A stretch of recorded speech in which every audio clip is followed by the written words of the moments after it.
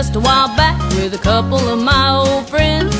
It's on a Sunday morning, I wanted to find a church to worship in. So I packed my truck and I headed out when I saw it in a cloud of dust.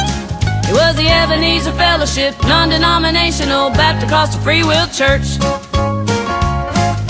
When I walked in, it was time to start. That little church was packed. There was only one seat on the very front row, even though I really wanted the back. Well, I walked right up and I took a seat, and a hush fell over the place.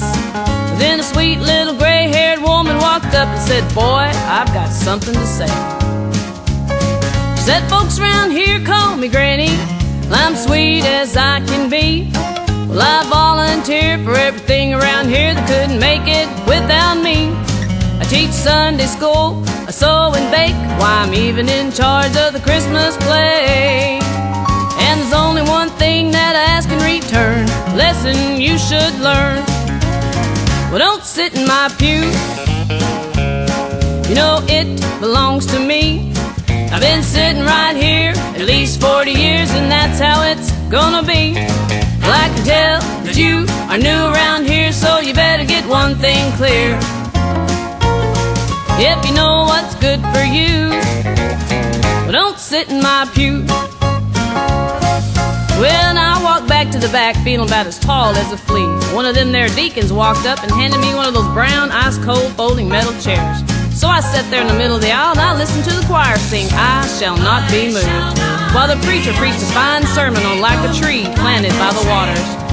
Well, then he looked back at me and said, "Well, after the service today, we'd like our special guest to come on out to the fellowship hall and have some of Granny's red velvet cake." So that's what I did. Well, after the blessing was said, well, I looked down and noticed I didn't have a fork. Well, I thought I'd made enough commotion for one day, so I'll sneak on into the kitchen and get one myself. So I found the drawer, I opened it up, reached in, someone grabbed me and spun me around and said, "Stay out of my kitchen. You know it belongs to me. I've been cooking in here at least 40 years, and that's how it's gonna be.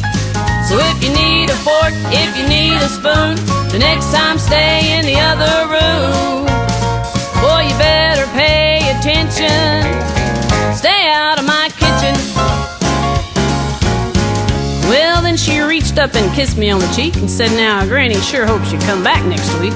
But if you do, don't get my parking spot, sing so loud, come early for Sunday school, wear a coat and tie, stay out of my kitchen. But most of all, I can tell you are new around here, so you better get one thing clear.